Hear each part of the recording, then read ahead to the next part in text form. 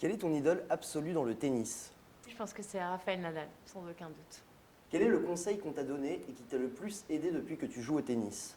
Oula, ça c'est difficile. Ah, c'est ma mère qui a dû un jour me dire quand on travaille, on n'est pas sûr d'y arriver, mais quand on travaille pas, on est sûr de pas y arriver. Quel est le coup que tu rêverais de réussir en compétition? Le coup entre les jambes, mais j'y suis jamais arrivée. D'ailleurs, Christina Madamich me donne des cours, mais ça doit pas être une bonne professeure. Dans tes rêves de joueuse les plus fous, tu te vois où? Je vois sur le central de Roland-Garros en train de lever le trophée, voilà, après avoir gagné la finale.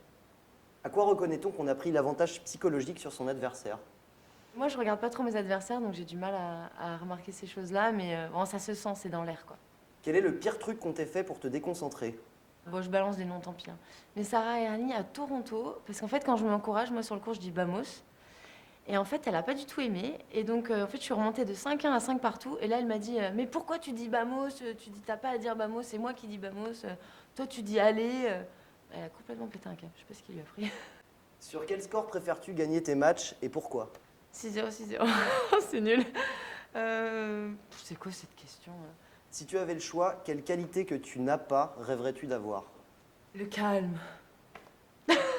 Mais je l'ai pas. Donne-moi une preuve que les filles sont meilleures au tennis que les garçons. J'ai pas de preuve. En termes de jeu, on est moins bonne parce qu'on joue moins vite, on est moins puissante et tout ça. Après, je trouve qu'il y a un peu plus d'émotion dans le tennis féminin. Voilà, et je trouve que c'est plus sympathique à regarder. Quelle est la règle du tennis qu'on devrait changer selon toi? Le Noad en double, je trouve ça complètement débile. Qu'est-ce que tu n'as jamais dit à un adversaire et que tu regrettes de ne pas lui avoir dit?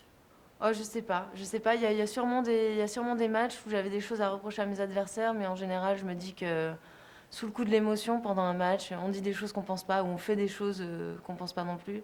Donc en général, je leur en tiens pas rigueur et je pardonne rapidement. Qu'est-ce que tu aurais aimé dire à un adversaire mais tu t'es retenu de le dire en fait?